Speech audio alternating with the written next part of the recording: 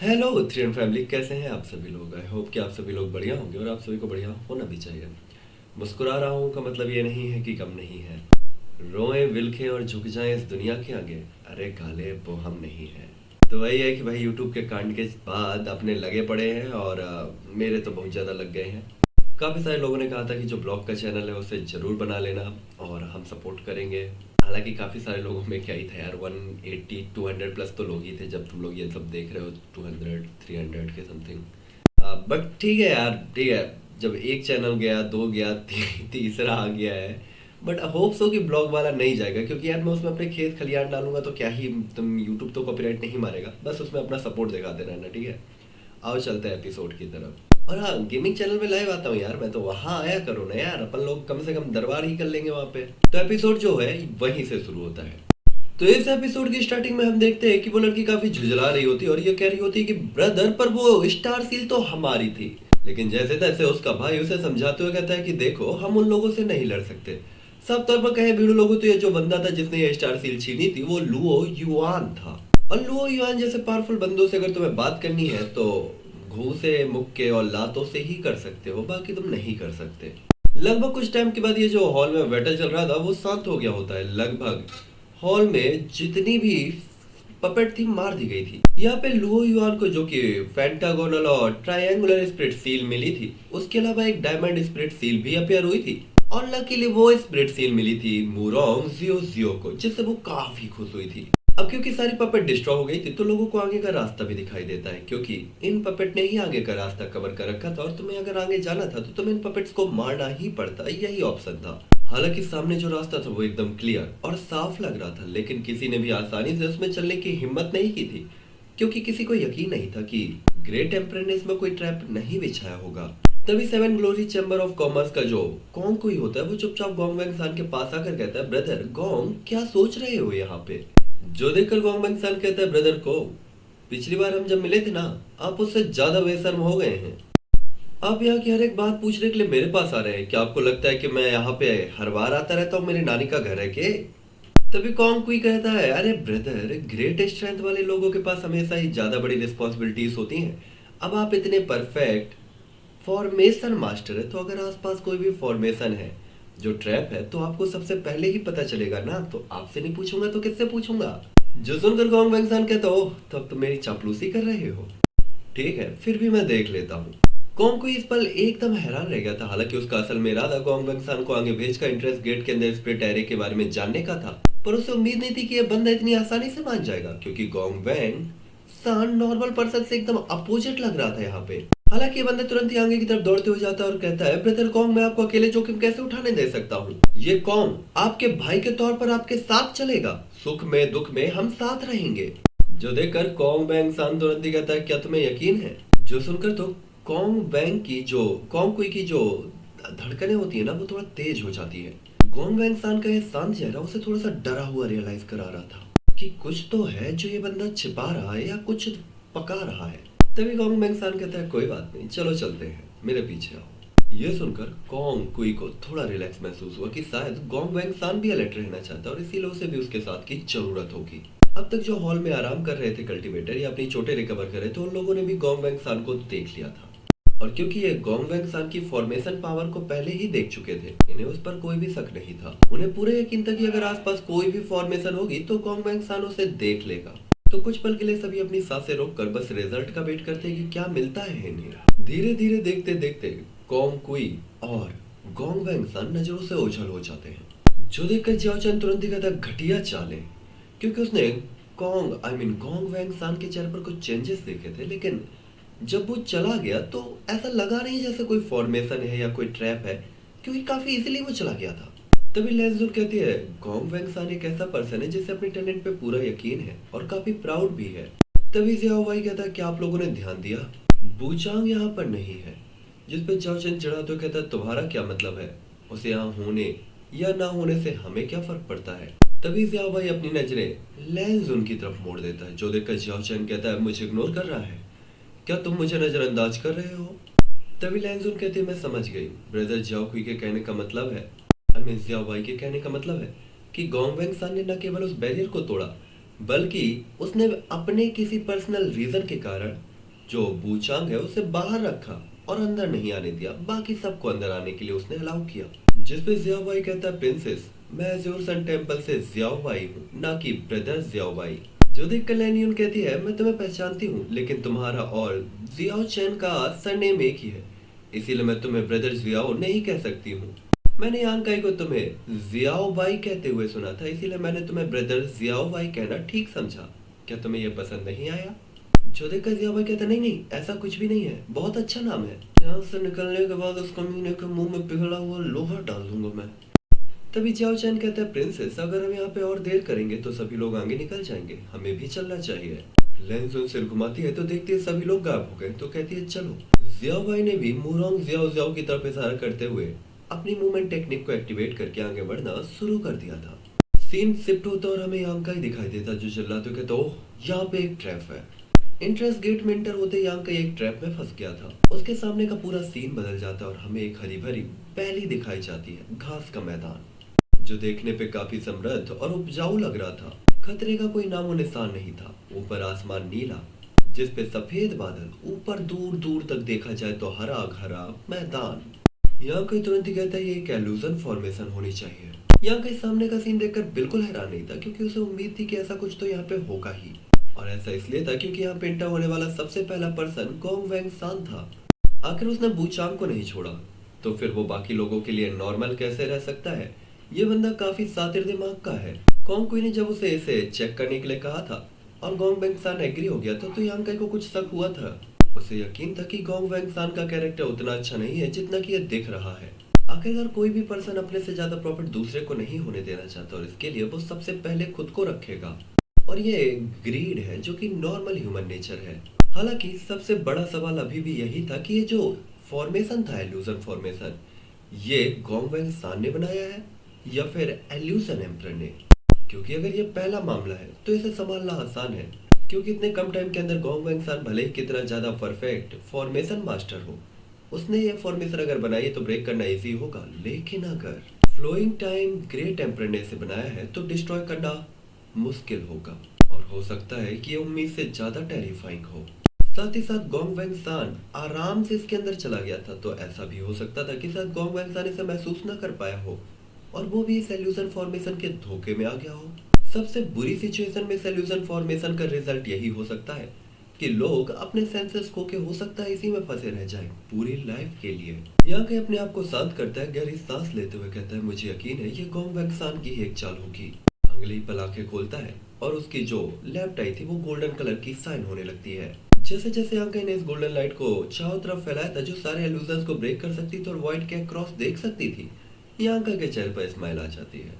यांका ही समझ गया था ये गोंग वैंग सान द्वारा ही बनाई गई है, ना कि एल्यूजन एम्परर द्वारा। तो यांका के यहाँ बिल्कुल मूड नहीं था इस फॉर्मेशन को ब्रेक करने का। यांका का मूड यहाँ पे होता है इसके सबसे वीक पॉइंट को ढूंढकर उसके अक्रॉस चले जाने का, क्योंकि बाकी लोग इसमें फंस जाएंगे ना। तो यांका के पास मौका होगा उनसे थोड़ा ज्यादा तेज स्पीड से चीजों को ढूंढने और टाइम बचाने का। उसी टाइम पे लगभग लेंसुन भी अपने हाथ में एक नॉर्मल सा बर्ड निकालती है, जिससे सॉफ्ट लाइट चारों तरफ फैल जाती है और सारे इल्यूजन्स को दूर कर देती है। दूसरी तरफ पीछे जो जियाओ चैन था वो यहाँ पे इंप्रेशन जमाते हुए कहता है, प्रिंसेस इतनी मेहनत करने की क्या जरूरत है, बस आप एक बार हुक्म करती, मैं अपनी पावर से इस इल्यूजन को तोड़ देता। जिस पे लेंसुन तुरंत ही कहती है, गोंग वैंग सान ने इसे दूसरों को उलझाने के लिए बनाया है, तो हमें इसका यूज करना चाहिए। आखिरकार हमें दूसरों के इरादों को तबाह नहीं करना है। तुम अगर यहाँ फॉर्मेशन तोड़ दोगे तो इसका फायदा दूसरों को भी होगा। मैं यहाँ दान पुण्य करने तो नहीं आई हूँ। दूसरी ओर जियाओ वाई और मुरोंग जियो तो उन्होंने अपनी आंखें बंद कर ली थी, जैसे मानो वो अंधी हो, और इस एल्यूजन में अपना रास्ता ढूंढने लगते हैं। उनके चलने के तरीके थोड़े अजीब लग रहे थे, लेकिन वास्तव में पता नहीं कैसे बट वो फॉर्मेशन के एकदम सही तरीके से बाहर निकलने वाले रास्ते पे चल रहे थे। सीन आता है लुओ युआन पर, वो तुरंत ही कहता है एक एल्यूजन फॉर्मेशन एक्सट्रीम पावर के सामने कुछ भी मायने नहीं रखता। और ऐसा कहते हुए वो अपनी पावर को शो करके फॉर्मेशन पे अटैक करता है और उसकी पावर, जो कि नॉर्मल दाओ सोर्स लेवल के मास्टर तक को मार सकती थी, इस फॉर्मेशन से टकराती है तो ऐसे जैसे पत्थर पानी में डूब गया हो गायब हो जाती है। भले ही गोंग वैंग सान ने इल्यूजन एरे को नॉर्मल कम टाइम पे बनाया हो, लेकिन उसे इतनी आसानी से कैसे तोड़ा जा सकता था? गोंग फैमिली की स्पिरिचुअल प्लेट्स नॉर्मल नहीं थी। इवन कि तुम अगर अपनी पावर भी यूज करना चाहते हो तो इसे ब्रेक करने में टाइम लगता। दूसरी तरफ इस इल्यूजन में गिरने के बाद जो ज्यादातर मास्टर्स थे उनका रिएक्शन भी वैसा ही था। जो थोड़ा बहुत एरेस के बारे में जानते थे वो एरे के वीक नोड को खोजने की कोशिश कर रहे थे। यांग काई लेंजुन जैसे लोग जो आसानी से इसे अपनी स्ट्रेंथ का यूज करके निकल गए थे, उनके लिए चाय पीने जितने टाइम के अंदर हो गया था, जिसके बाद उनके सामने एक अंधेरा गहरा मार्ग आ जाता है। यहाँ के डेमन आई की पावर को बंद कर देता है और तुरंत ही जमीन पे दौड़ना शुरू कर देता है। एक पॉइंट पर पहुंचने के बाद यहाँ का हैरान होते हुए कहता है, यहाँ इतने सारे रास्ते हैं। उसके सामने जो कॉरिडोर था उससे लगभग दर्जन भर रास्ते जा रहे थे। हर एक रास्ते में अंधेरा, अंदर क्या है देखना पॉसिबल, और हर रास्ते से एक बेचैन कर देने वाला हो रहा। मानो जैसे वो सभी रास्ते वापसी का रास्ता नहीं है।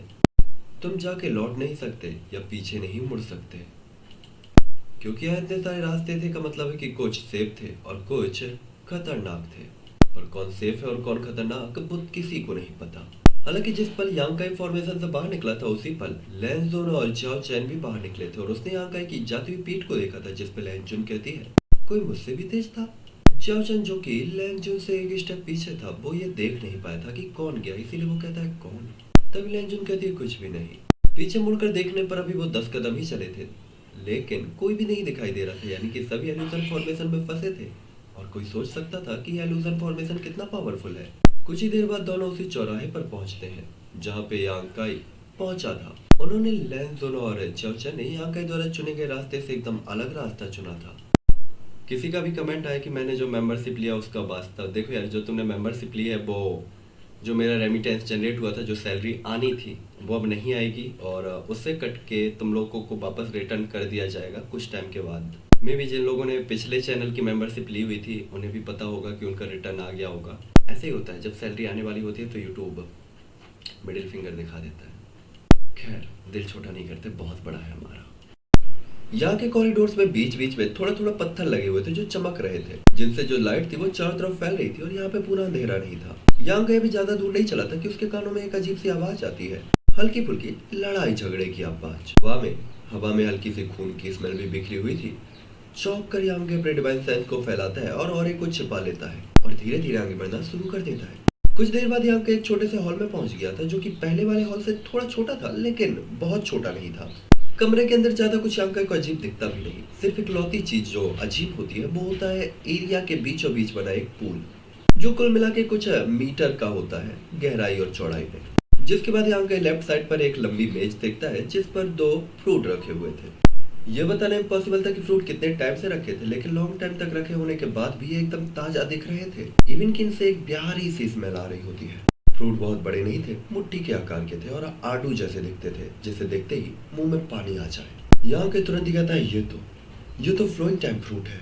देखते ही यहाँ काई पहचान गया था कि ये स्प्रिट फ्रूट है क्या, क्योंकि तुम्हें पता है कि अब यहाँ काई के पास लगभग हर एक इंग्रेडिएंट और मटेरियल के बारे में इंफॉर्मेशन है। यहाँ काई तुरंत ही कहता ओह, तो flowing time fruit flowing time temple में अपेयर होता है। यहाँ काई को फ्रूट के बारे में पता था, लेकिन इसके ओरिजिन के बारे में नहीं पता था कि ये कहाँ मिलेगा और कैसे पैदा होता है। इस फ्लोइंग टाइम फ्रूट का एक अपना स्पेशल इफेक्ट था, लेकिन यह कल्टीवेशन के लिए यूजफुल नहीं था। लेकिन इसके बावजूद भी इसकी कीमत पर कोई कमी नहीं आई थी। गोंग सनमू की जो भी इनहेरिटेंस यांग काई को मिली थी, उस जेट स्लिप में साफ लिखा था कि जो फ्लोइंग टाइम फ्रूट होता है वो एक ट्री में ग्रुप में अपेयर होता है, यानी 2 के ग्रुप या पेयर में, और दोनों के इफेक्ट एक दूसरे से बिल्कुल अलग होते हैं। जहाँ एक जो फ्रूट होता है वो बूढ़े को भी एक दम में जबान कर सकता है, तो दूसरा जो फ्रूट होता है जबान को भी बूढ़ा बना सकता है। और जब तक किसी को फ्लोइंग टाइम फ्रूट के बीच में डिफरेंस करना नहीं आता, वो आसानी से इन फ्रूट को छूने या कंज्यूम करने की हिम्मत नहीं करेंगे। लेकिन इन फ्रूट में जो पहला फ्रूट था, उसकी अपनी अकेले की जो स्पेशलिटी थी वो दीवाना करने के लिए लोगों को काफी थी, खास तौर पर तो लड़कियों को। आखिर आपका कल्टीवेशन कितना भी स्ट्रांग हो और आप कितने भी प्यारे और सुंदर क्यों ना हो, लेकिन टाइम आप पे निशान छोड़ ही देता है। लेकिन अगर कोई ऐसा फ्रूट आपके पास हो जो आपकी लाइफ पावर को भर सके और आपको पलक झपकते ही जवान कर सके, तो कौन ऐसा नहीं होना चाहेगा। लेकिन ऐसा बिल्कुल भी नहीं है कि ये फ्रूट केवल उनके लिए यूजफुल है जो अपनी लाइफ के बुढ़ापे में और ब्यूटीफुल होना चाहते हैं, बल्कि ये उन ओल्ड मैन के लिए भी यूजफुल है जो अपनी लाइफ के एंडिंग में है और वापस से जिंदा रहना चाहते हैं कुछ और टाइम के लिए। ये फ्रूट उनकी एज बढ़ाने के लिए सबसे बेस्ट उपाय है। इसे खाने के बाद कोई भी पर्सन उस एज पे लौट सकता था जो लगभग दर्जनों या कहें तो लगभग 100 सालों तक के पीछे की एज थी, यानी अपनी लाइफ को सैकड़ों साल और बढ़ा पाना। और अगर ये फ्रूट किसी और के हाथों में पड़ता तो वो शायद इसका कोई ज्यादा खास यूज कर नहीं पाता, लेकिन ये फ्रूट अब यांग काई के हाथों में था और यांग काई एक एल्केमिस्ट था। इसका यूज करके यांग काई फ्लोइंग टाइम पिल बना सकता था। ये लगभग गायब हो चुकी एक ऐसी रेयर पिल थी जो अच्छा खासा पैसा कमाने में यांकाई की मदद कर सकती थी। यांकाई अगली पर अपनी लार निकलता है क्योंकि हॉल के बीचों बीच हो रहे हंगामे को वो देखता है। वहाँ एक पर्सन और एक अजीब सा जानवर आपस में लड़ रहे थे और यही आवाज यांकाई के कानों में पहले आई थी। सरप्राइजिंगली यहाँ पे लड़ रहा पर्सन चैम्बर ऑफ कॉमर्स का 7 ग्लोरीज के कॉन्कुई था। जहाँ तक उसके अपोनेंट की बात है, वो खून से सड़ा सना हुआ एक मॉन्स्टर था। ये ब्लड मॉन्स्टर, इसकी ऊपरी बॉडी ह्यूमन जैसी थी, गोल सिर, 2 हाथ, बहता हुआ शेपलेस लोअर बॉडी और काफी अजीब तरीके के बॉडी पार्ट्स। और इससे लड़ने वाला कॉन्कुई, उसकी बॉडी पूरी तरीके से एनर्जी से घिरी हुई थी और चेहरे पर सीरियस इंप्रेशन होते हैं। हम देख सकते थे कि यहाँ पे जो कॉन्कुई है वो लगातार अटैकों से डॉज कर रहा था क्योंकि वो शायद इस मॉन्स्टर के वीक पार्ट्स को जानना चाहता था, या कहा जाए तो शायद वो इस मॉन्स्टर की कमजोरियों का पता लगाना चाहता था। दूसरी तरफ यांकाई यहाँ पे समझ गया था कि कॉन्कुई काफी टाइम से इस मॉन्स्टर से लड़ रहा है और उसने पहले से इसकी वीकनेस का अंदाजा लगा लिया है। इवन की बस वो इस पर अटैक करने का एक सही टाइम तलाश रहा था। तभी यांकाई कहता है, मैंने इस आदमी के साथ वाला रास्ता कैसे चूज किया। यांकाई को याद था कि कॉरिडोर में लगभग दर्जनों रास्ते थे, लेकिन वो जिस रास्ते पे आया उस पर पहले ही कोई चल चुका था। लेकिन लकीली की कॉन्कुई उससे आगे आ गया था, वरना यांकाई को इस ब्लड मॉन्स्टर से निपटना पड़ रहा होता। तभी यांकाई के दिमाग में एक खुरापाती आइडिया आता है और वो फ्लोइंग टाइम फ्रूट की तरफ देखता है। यांकाई जानता था कि क्योंकि ये मॉन्स्टर अब उससे कॉन्कुई की तरफ अट्रैक्ट है तो वो इस फ्रूट को चुरा कर यहाँ से जा सकता है। और क्योंकि यांकाई का कॉन्कुई से ना कोई दोस्ती थी ना कोई दुश्मनी, तो भाई यांकाई क्यों उसके लिए कुछ भी छोड़ेगा। आखिरकार यहाँ पे हर कोई अपने अपने प्रॉफिट के लिए है, ना कि कोई दान पुण्य के लिए। अगले पल यांकाई निहिलिटी का यूज करते हुए एकदम चुपचाप आगे बढ़ने लगता है। जब तक कोई अपने डिवाइन सेंस का यूज न करे वो यांकाई को आसानी से देख नहीं सकता था। हालांकि इस निहिलिटी की एक ही कमी थी कि ये फिगर को धुंधला कर देती थी। इसका मतलब था कि आप अगर ध्यान से नोटिस करें तो आप फिगर को देख सकते हैं। इसीलिए यांकाई धीरे धीरे चल रहा था क्योंकि उसे लग रहा था कि अगर वो तेज चलेगा तो उसे नोटिस कर लिया जाएगा। लकीली यांकाई उसे बेंच की तरफ पहुंच भी गया था और जैसे यांकाई ने बेंच से उस फ्रूट को उठाने के लिए हाथ बढ़ाया था, अचानक ही वहां बना हुआ एक बैरियर एक्टिवेट हो गया था, जिससे यांकाई उसे उठा नहीं पाया और तुरंत ही कहता है, डैम इट। जब ये पर्दा झिलमिलाया तो वहां पे कॉन्कुई और ब्लड मॉन्स्टर जो एक दूसरे से लड़ रहे थे दोनों उस तरफ देखते हैं। कॉन्कुई तो एक पल के लिए हैरान रह जाता है। उसे यकीन नहीं था कि जब वो ब्लड मॉन्स्टर से लड़ने में बिजी होगा कोई उसके बैटल का रिजल्ट यानी कि कर्म का फल चुरा कर ले जाएगा। वो तुरंत यांकाई को चिढ़ाते हुए कहता है, दोस्त भले ही तुम्हारा कल्टीवेशन लेवल हाई ना हो लेकिन तुम्हारा करेज काफी हाई है। तभी यांकाई कहता है, आप काफी काइंड हैं, और अपनी पावर को एक्टिवेट करके इस डिफेंस बैरियर के ऊपर अटैक करता है जो मेज को प्रोटेक्ट कर रहा था। अब क्योंकि उसका भेद खुल ही चुका था तो अब चोरी नहीं खुलेआम लेके जाएंगे। बैरियर काफी एक्स्ट्राऑर्डिनरी था और इतने सालों के बावजूद भी ये अभी भी पावर बनाए रखे हुए था, लेकिन यांकाई के लगातार कई बार मुक्के मारने के बाद ये टूट जाता है। जिसके बाद यांकाई फ्लोइंग टाइम फ्रूट को अपनी स्टोरेज रिंग में रखता है तो कॉन्कुई नाराज होकर कहता है, तुम। हॉल में आते ही उसे ये फ्लोइंग टाइम फ्रूट मिल गए थे, लेकिन इससे पहले कि वो ले पाता कि ये मॉन्स्टर आ गया था जिससे उसे लड़ना पड़ा। वो इसे जल्द से जल्द हरा कर वो प्राइज पाना चाहता था, पर उसे उम्मीद नहीं थी कोई उसकी आंखों के सामने उसे छीन कर ले जाएगा। दूसरी तरफ यांकाई द्वारा फ्लोइंग टाइम फ्रूट को छीनने के बाद वो जो मॉन्स्टर था जो पहले से नाराज था वो काफी अग्रेसिव हो गया होता है और अपने ब्लडी फिस्ट अटैक को सामने की तरफ मारना शुरू कर दिया था। कॉन्कुई हैरान हो तो कहता है, बे क्या हुआ, मेरी गलती थोड़ी है। कॉन्कुई जो काफी टाइम से इस मॉन्स्टर से लड़ रहा था उसे लग रहा था कि उसने इसकी ताकत का अंदाजा लगा लिया, पर अब उसे रियलाइज हुआ कि नहीं, ऐसा नहीं है। उसने जो अंदाजा लगाया था वो गलत है और ये मॉन्स्टर अभी भी अपनी पूरी पावर का यूज नहीं कर रहा था। साथ ही इस मॉन्स्टर ने यांकाई के ऊपर जो अभी अटैक किया था ब्लड फिस्ट का, वो काफी पावरफुल था, जो देखकर तो कॉन्कुई भी हंसने लगता है क्योंकि उसे यकीन था कि यांकाई इस अटैक को नहीं रोक पाएगा। इवन कि अगर उसे भी इस अटैक का सामना करना पड़ता तो उसके खुद के लिए भी इस अटैक से डिफेंड करना आसान नहीं होता। तो क्या यांकाई जैसा एक नॉर्मल सा पर्सन इससे डिफेंड कर सकता है? बिल्कुल नहीं, वो तो ब्लड मिस्ट में बदल जाएगा। अगले ही पल एक धमाके की आवाज आती है, चारों तरफ धूल और मिट्टी फैल जाती है। कॉन्कुई हंसते हुए कहता है, मौत को दावत देना हो गया। अपनी नाक से गोरता और चारों तरफ देखता है यांकाई की स्पेस रिंग को तलाशने के लिए, जो उसकी डेथ के बाद पीछे छूटनी चाहिए थी, क्योंकि उसके अकॉर्डिंग यांकाई तो मर ही गया होगा, लेकिन उसने इस टाइम पे स्पेस रिंग नहीं खोजी थी, जिससे वो तुरंत ही कहता है, क्या स्पेस रिंग भी डिस्ट्रॉय हो गई? क्या ये अटैक इतना ताकतवर था? कॉन्ची का चेहरा पीला पड़ जाता है। इसलिए नहीं क्योंकि यांकाई मर गया था, इसलिए क्योंकि उसकी स्पेस रिंग डिस्ट्रॉय हो गई थी और स्पेस रिंग के अंदर रखे सारे मटेरियल भी, क्योंकि स्पेस रिंग स्पेस में एक पर्टिकुलर प्लेस होता है और उसके फट जाने के कारण वो सारा मटेरियल स्पेस में खो जाएगा। तभी अचानक जब कॉन्कुई सदमे में होता है तो ये ब्लड मॉन्स्टर जोर जोर से दहाड़ने लगता है, जो देखकर कॉन्कुई कहता है, अब क्या हुआ? वो देखता है कि पूरा मॉन्स्टर रेड लाइट से ग्लो हो रहा है और अगले ही पल कॉन्कुई रेड लाइट से बचता है, लेकिन देखता है कि इसने पूरे हॉल को कवर कर लिया है और इस रेड लाइट ने सारे एंट्री और एग्जिट गेट बंद कर दिए हैं, जिससे कोई ना आ सकता ना कोई जा सकता। अगले ही पल एग्जिट गेट से एक फिगर टकरा कर पीछे की तरफ आती है और यहाँ का तुरंत ही कहता है, क्या ये ऐसा भी कर सकता है? यहाँ के तुरंत ही फिस्ट अटैक क्रिएट करके इस पर्दे पे अपना फिस्ट अटैक हिट करता है। पर यह देखकर हैरान रह जाता है कि पर्दा दिखने में पतला था लेकिन काफी मजबूत था।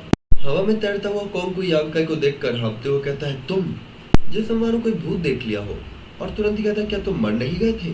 फर्स्ट लेवल का दाव सोर्स लेवल का बंदा उस अटैक को कैसे झेल सकता था? इवन यांकाई को तो कोई चोट भी नहीं लगी थी। कोंग समझ गया था कि इस मॉन्स्टर के पास अगर इस एरिया को सील करने का तरीका ना होता तो यांकाई यहाँ से बचकर निकल जाता और ये मॉन्स्टर पूरा गुस्सा उस पर निकाल देता। कोंग तुरंत ही कहता, कपटे कमीने इंसान, क्या तू सच में अभी भी इंसान है? कितना कमीना है तू। उसका तो मन कर रहा था ब्लड मॉन्स्टर के साथ मिलकर यांकाई को पीट डाले। तभी यांकाई कहता, आपसे मिलकर अच्छा लगा ब्रदर कोंग, आप कैसे हैं? यांकाई यहाँ से भागने की स्ट्रेटजी बना रहा था ताकि कोंग को अकेले इस मॉन्स्टर से निपटना पड़े, लेकिन बैड लक से उसका काम नाकाम हो गया था और निकलने का रास्ता बंद हो गया था। तुमसे मिलकर बिल्कुल अच्छा नहीं लगा, कोंग चिढ़कर कहता है और तुरंत ही कहता है, लेकिन तुम्हारे मरने के बाद मुझे लगता है मैं बेहतर हो जाऊंगा। कोंग और यांकाई की पहले कभी मुलाकात नहीं हुई थी, लेकिन यांकाई के बारे में कोंग की पहली धारणा बेहद खराब थी।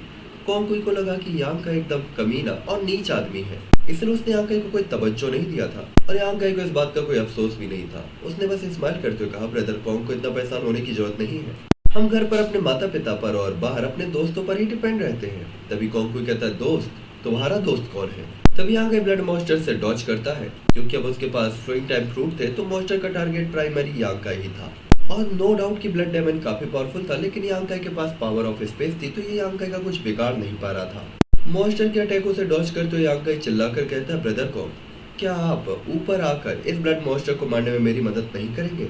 जिस पे कोंग अपने हाथों को मोड़ते हुए कहता, मैं तुम्हारी मदद क्यों करूं? तुम्हारी लाइफ और डेथ से मेरा क्या लेना देना? तब यांकाई तुरंत ही कहता, ब्रदर कोंग को थोड़ी गलत फहमी हो गई है। यांकाई ने रुक रुक कर हर एक वर्ड कहा था क्योंकि वो ब्लड मॉन्स्टर से डॉज कर रहा था। वो तुरंत ही कहता, क्या आपको लगता है इस ब्लड मॉन्स्टर ने इस हॉल को सील किया है? जब तक ये जिंदा है ना आप यहाँ से बाहर जा सकते और ना मैं, हमें इसे मारना होगा तभी हम बचकर निकल पाएंगे। जिस पे कोंग तुरंत ही कहता है, मैं तुम्हारे मरने के बाद इसे मार दूंगा। तभी यांकाई कहता है, फिर तो ब्रदर कोंग मैं साफ साफ कह देना चाहता हूँ, आपकी ताकत कमजोर नहीं है, लेकिन अगर आप इसे अकेले मारना चाहते हैं तो मुझे लगता है ये थोड़ा मुश्किल है। कोंग का चेहरा इस पर बदल गया था। भले ही वो ये चीज एक्सेप्ट ना करना चाहे, लेकिन यह सच था, मॉन्स्टर ताकतवर था। इवन कि कोंग अपने ट्रम्प कार्ड का यूज करके भी इसे अकेले मारना चाहे तो शायद ये आसान ना हो। इसके अलावा उसे ये नहीं पता था कि इसके और अंदर जाने पर क्या क्या हो सकता है, कौन सा पावरफुल मॉन्स्टर या डेमन। इसीलिए वो कोई रिस्क नहीं लेना चाहता था और अपनी सबसे पावरफुल ट्रम्प कार्ड्स को रिवील नहीं करना चाहता था। कोंग यांकाई को घूरते हुए अपनी आंखें सिकोड़ता और तुरंत ही कहता है, महामहिम आप काफी ज्यादा समझदार लगते हैं। कोंग को रियलाइज हुआ था कि यांकाई इस मॉन्स्टर से लड़ते हुए बेफिक्र होकर उससे बात कर रहा था, जो किसी फर्स्ट लेवल के दाव सोर्स लेवल के मास्टर की बस की बात नहीं थी। उसके अकॉर्डिंग यांकाई किसी पावरफुल या स्ट्रॉन्ग सेक्ट से बिलोंग करता होगा। तब यांकाई कहता, ब्रदर कोंग काफी पोलाइट है, ये तो बस मेरी नॉर्मल डेली यूज की तरीके और टेक्निक है जिन्हें लेकर मैं काफी कॉन्फिडेंट हूँ। और इसके बाद यांकाई हवा में रुक जाता है और इस ब्लड मॉन्स्टर के अटैक को अपने तक आने देता है और जैसे ये हिट न होने वाला था यांकाई गायब हो जाता है, जैसे मानो वो जानबूझकर दिखा रहा हो कि ये मॉन्स्टर मुझे नहीं मार पाएगा। जो देखकर कोंग होता है वो तुरंत ही कहता है, सिर्फ ये नॉर्मल चाल चलन वाले तरीके हैं। तभी कोंग कहता है, मेरे लिए चाल चलना और तुम्हारा साथ देना मुश्किल नहीं है, लेकिन तुमने ये चीजें सारी छीन ली है तो। तभी यांकाई कहता है, तुम एक ले सकते हो। यांकाई अचानक एक फ्रूट उसकी तरफ फेंक देता है और कोंग हाथ बढ़ाता है और उसे पकड़ता है तो देखता है पाए गए 2 फ्रूट में से एक था। कोंग कंफ्यूज होकर कहता है, ऐसे ही दे दिया? तभी यांकाई कहता है, क्योंकि ब्रदर कोंग और मैं मिलकर इस एनिमी को मारने वाले हैं तो लूट का माल आधा आधा तो होना ही चाहिए। ये यांकाई सारा माल अकेले नहीं रखेगा। कोंग अपने हाथ के अंदर मौजूद उस फ्रूट को अच्छे से स्कैन करता है और ये जानने के बाद कि ये नकली नहीं है वो थोड़ा सेटिस्फाइड होता है और कहता है, हालांकि तुम थोड़े घटिया हो, लेकिन क्योंकि तुमने पर्याप्त ईमानदारी दिखाई इसीलिए ये कोंग तुम्हारे साथ कोऑपरेट जरूर करेगा। यांकाई तुरंत ही कहता है, ब्रदर कोंग काफी समझदार है, मतलब पक्का यांकाई ने इसे चूतिया बना दिया है। तभी कोंग कहता है, बस इसे कुछ टाइम के लिए रोक कर रखो, मुझे अपनी चाल चलने के लिए कुछ वक्त की जरूरत है। और उसकी हथेली में एक गोल्डन कॉइन अपीयर होता है। कोंग अपनी एनर्जी को उस गोल्डन कॉइन के अंदर डालना शुरू कर देता है।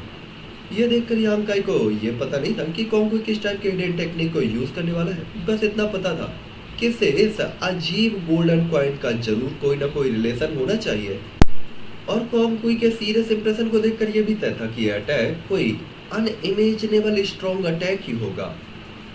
साथ ही कोंग ने ये देखा था कि यांकाई इस मॉन्स्टर से काफी देर से लड़ रहा था और वो काफी एक्स्ट्राऑर्डिनरी है। फर्स्ट लेवल दाव सोर्स लेवल पर लेकिन उसका मानना ये बिल्कुल नहीं था कि यांकाई उससे ज्यादा पावरफुल होगा। इसीलिए अटैक को लीड करने की जो स्ट्रेटजी थी वो उसने खुद ने अपनाई थी। दूसरी तरफ यांकाई उसे बिल्कुल निराश नहीं करता और इस ब्लड डेमन को पूरे हॉल में अपने पीछे पीछे घुमा रहा था।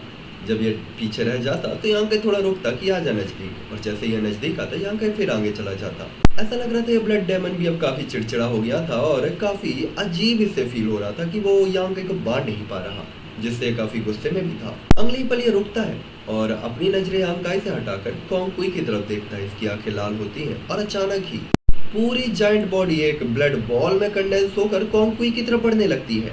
ये देखकर तो कोंगकुई अपनी आंखें सिकोड़ लेता है और अपनी हिडन टेक्निक को बंद करके डॉज करने ही वाला होता है, लेकिन उसी पल यांकाई कोंगकुई के जस्ट सामने अपेयर होता है और हाथों में गोल्डन थ्रेड अपेयर हो जाते हैं। कमरा गोल्डन लाइट से भर जाता है और यांकाई के गोल्डन थ्रेड आपस में जोड़कर एक गोल्डन सील्ड बना लेते हैं। यांकाई अटैक को रोकते हुए तुरंत ही कहता, अगर ब्रदर कोंग आप तैयार है तो जल्दी करिए, मैं दूसरा अटैक नहीं रोक पाऊंगा। तभी कोंगकुई कहता है, नेकी और पूछ तुम्हारी किस्मत अच्छी है बच्चे, मेरा अटैक तैयार है। और अपना सिर घुमाकर वो कॉइन को उछालते हुए कहता है, flip the coin, flip the falling coin. और कोंगकुई के सामने तैरता हुआ ये गोल्डन कॉइन अचानक ही 2 हिस्सों, फिर 4, फिर 8 पलक झपकते ही आवाज सोने के सिक्कों से भर गई होती है। और जैसे जैसे सिक्के तेजी से घूमते हुए हवा में नाच रहे थे, ये अनगिनत बार सिकुड़ते जा रहे थे। और कोंगकुई के डिवाइन सेंस के साथ ये सारे गोल्डन कॉइन इस ब्लड मॉन्स्टर की तरफ बढ़ जाते हैं। ब्लड मास्टर को भी इस टाइम पे खतरा महसूस हुआ था और वो तेजी से पीछे हटा था, क्योंकि वो इस अजीबोगरीब आर्टिफैक्ट से टकराना नहीं चाहता था। लेकिन आखिरकार वो इसकी जद में आ ही जाता है और पेला जाता है। एक सिक्का उसे हिट होता है, फिर दूसरा, फिर तीसरा उसकी बॉडी के अंदर धंसने लगता है और कुछ ही पलों में यह अनगिनत गोल्डन कॉइन से ढक गया होता है। इस पल तक यांकाई को रियलाइज हो गया था कि कोंगकुई क्या करने वाला है, इसीलिए वो थोड़ा सा डिस्टेंस क्रिएट कर लेता है। और यांकाई के पीछे हटते ही कोंगकुई चिल्लाते हुए कहता है, मर जाओ। और भिनभिनाहट की आवाज के साथ जो सिक्के इसकी बॉडी के अंदर धंसे थे वो तेज ब्लेड में बदल जाते हैं, जो इसकी बॉडी को काट डालते हैं और गोल्डन लाइट में बदलते हुए एक में फ्यूज हो जाते हैं। इस ब्लड डेमन को रेजर से पतले टुकड़ों में काट दिया गया था और अब यहाँ पे केवल पतले पतले टुकड़े और खून ही बचा हुआ था। हॉल में चारों तरफ घिनौनी बदबू फैली हुई थी। कोंगकुई तुरंत ही कहता, इसे मारना कुछ इतना भी मुश्किल नहीं था। अगर ये बात उसके पीले चेहरे के साथ ना कही गई होती तो ज्यादा प्यारी लगती। पर साथ तक कि अभी के अटैक में उसने काफी एनर्जी खर्च कर दी थी। इससे पहले कि यांकाई स्माइल कर पाता, अचानक यांकाई की आईब्रो चढ़ जाती है और जो देखकर कोंगकुई भी सीरियस हो जाता है और चारों तरफ ध्यान से देखने लगता है और कहता है, अब क्या? तभी यांकाई कहता है, ब्रदर कोंग, क्या आपने ध्यान नहीं दिया? इस कमरे के चारों तरफ का बैरियर अभी तक हटा नहीं है। तभी कोंगकुई कहता है, तुम सही कह रहे हो, लेकिन क्यों? तभी यांकाई कहता है, 2 ही पॉसिबिलिटी है। पहली पॉसिबिलिटी, ये बैरियर इस रूम से रिलेटेड है और इसका इस ब्लड मॉन्स्टर से कोई लेना देना नहीं, इसीलिए ये मर भी जाए तो भी ये बैरियर खत्म नहीं होगा। और दूसरी पॉसिबिलिटी, वो जानता था यांकाई क्या कहना चाहता है, इसीलिए वो चिल्लाते हुए कहता है, ये मरा नहीं है। और उसके इतना कहते ये खून और मवाद जो चारों तरफ बिखरी हुई थी ये उस पूल की तरफ जाने लगती है, जो देखकर कोंगकुई कहता है, ये बच कैसे सकता है? तभी यांकाई कहता है, तो ये पूल ही सबकी चाबी है। और इतना कहते ही ये जो ब्लड होता है वो उस पूल के अंदर गिरने लगता है और उबलने लगता है, जैसे मानो फिर से कंडेंस होने वाला हो और रेनकार्नेट होने वाला हो। कोंगकुई डर और चिंता से कुछ कदम पीछे हटता है और कहता है, ये कितनी परेशानी वाली बात है, बेहतर होगा कि हम मिलकर इस बैरियर को तोड़कर भाग निकले। कोंगकुई को लगा था कि इस मॉन्स्टर को लड़कर इसे मार पाना तो असंभव होगा। यांकाई अपनी जगह पर खड़ा रहता है, जैसे मानो उसने कोंगकुई की बातों को अनसुना कर दिया हो। तभी कोंगकुई कहता है, क्या तुमने सुना मैंने क्या कहा? यांकाई कहता है, हाँ, वैसे इसकी कोई जरूरत नहीं, मुझे एक अच्छा विचार आया है। तभी कोंगकुई कहता है, विचार? पागल है क्या? अभी कौन सा विचार आया है?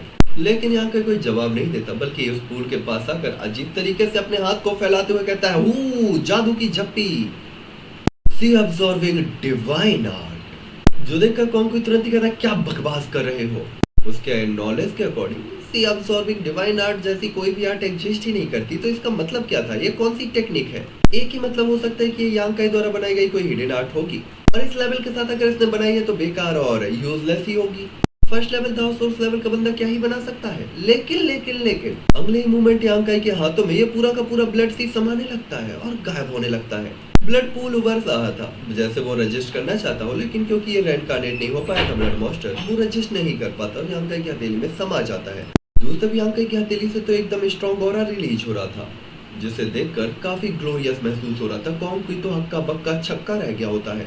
वो आंखें मलता है, सोचता है कि उसने क्या कुछ गलत देखा, लेकिन चाहे वो किसी भी तरीके से देखे, ये एक रियलिटी थी। यांकाई ने जो सब कुछ किया था वो अपने गोल्डन क्लोन से पूछा था कि क्या तू इसे रिफाइन कर पाएगा, और जब गोल्डन क्लोन ने कहा कि हाँ बिल्कुल, यांकाई ने अपने सीलवर्ड पल को बुलाकर इसके अंदर इसे भेज दिया था। साथ ही गोल्डन क्लोन का सीधा कहना था कि हेवन डिवोरिंग बेटल आर्ट दुनिया की किसी भी चीज को डिवोर कर सकती, तो ये ब्लड किस खेत की मूली है। वैसे भी मैंने दाव सोर्स लेवल के थर्ड लेवल के 2 लोगों को ऑब्जर्व किया है, तो ये कौन सी बड़ी बात होगी। तभी आंका ने तुरंत ही कहा था, बेटे थोड़ा सावधान रहिए और इसकी इविल इंटेंट से इफेक्ट नहीं होना है। जिस पे क्लोन कहता है, हाँ हाँ मामू मैंने पता है। हॉल के अंदर कॉन्कुई अभी भी हैरान था। जैसे जैसे टाइम बीता गया, खून अचानक सूखता गया और चीखने चिल्लाने की आवाजें आती रही। देखते ही देखते कमरे में लगा हुआ वो बैरियर भी अब टूट गया था और इस ब्लड को ऑब्जॉर्व करने के बाद यांका ऐसे हैंड प्रिंट साइन चेंज करता है जैसे मानो उसने कोई बहुत बड़ी ही मिस्टीरियस डिवाइन आर्ट यूज की हो और उस आर्ट को अब वो कंप्लीट कर रहा है। इसके बाद यांका मुड़ता है, पेट को थपथपाता है, डकार मारता है जैसे मानो स्वादिष्ट भोजन खाया हो। जिसके बाद यांका कहता है, ब्रदर कॉन्ग आपने आपके साथ कोऑपरेट करके अच्छा लगा। Sip in glory chamber of commerce के एलाइट वॉरियर से जैसा कि उम्मीद थी। आपने जिस फॉलिंग गोल्डन कॉइन टेक्निक का इस्तेमाल किया था उससे तो मेरी आंखें ही खुल गई, जैसा कि उम्मीद थी। ब्रदर कॉन्ग अपनी शानदार रेपुटेशन के लिए क्वालिफाई है। दूसरी तरफ कॉन्ग की तो अभी यांका को ऐसे देख रहा होता है, तो यांका कहता है, क्या हुआ। कॉन्ग कहता है, कुछ नहीं, मैं बस पूछना चाहता हूँ कि क्या तुम्हारी बॉडी में कुछ गलत है।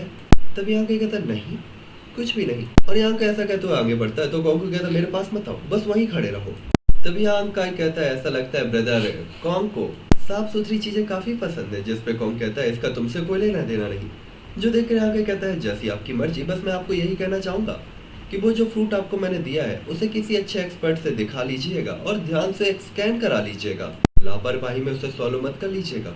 हालांकि दोनों फ्रूट एक जैसे दिखते थे, लेकिन दोनों के इफेक्ट एक दूसरे से अपोजिट थे। यांका ने जो फ्रूट कॉन्कुई को दिया था उसमें थोड़ी सी गड़बड़ी थी और अगर इससे कॉन्कुई को कुछ भी होता तो यांका इसकी रिस्पॉन्सिबिलिटी से बच नहीं पाता। तो लाइक शेयर सब्सक्राइब मार देना। मिलेंगे नेक्स्ट एपिसोड पे। Bye bye friend family. और आप ब्लॉग वाले चैनल पे भी जरूर आ जाना। Bye bye, see you soon. Good morning, good evening, good night, good afternoon, tata, bye bye.